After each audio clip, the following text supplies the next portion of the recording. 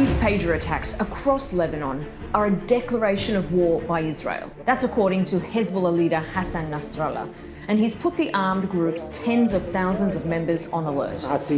But how did a once-shadowy guerrilla group become so powerful as to be targeted in such a coordinated sabotage operation? And what was Israel's role in the group's creation? Let's go back to the early 1980s. A lot was going on in Lebanon. The country was in a state of civil war. Israel had invaded and occupied southern Lebanon, ostensibly to clear out Palestinian groups. But that sparked a lot of anger. So members of two existing Lebanese groups got together and formed a new, armed, highly structured organization. Hezbollah, its name meaning the Party of God.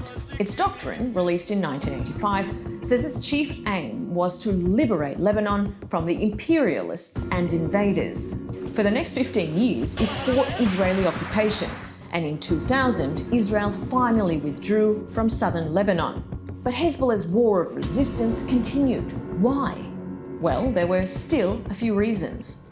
One, Israel still occupied the Sheba Farms. That's a 39 square kilometre strip of land near the occupied Golan Heights. And two, Israel still held Lebanese prisoners. During its simmering war of resistance, Hezbollah became a political group.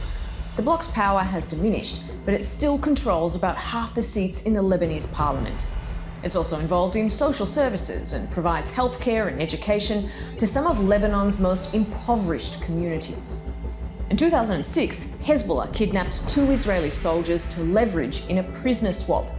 Israel launched a month-long war which left parts of Lebanon in ruins. A third of the 1,200 people killed were children. Despite Israel's superior firepower, most analysts conclude Israel lost. It didn't achieve its strategic aims, and it certainly didn't wipe out Hezbollah.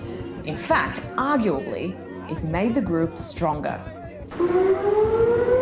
Border skirmishes remained a feature of the Israel-Hezbollah conflict right up until Israel's war on Gaza began in October 2023.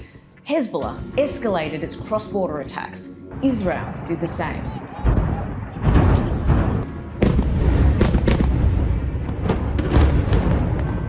And that's the third main reason Hezbollah continues to justify resistance: Palestine, specifically now Gaza. Nasrallah says the group will continue to fight until Israel ends its war on the territory. The US, Israel, and their allies list Hezbollah as a terrorist group. But Hezbollah is still seen across much of the world as the only entity that has ever successfully challenged Israeli hegemony. It's a political power, and it's still the strongest non-state actor in the Middle East.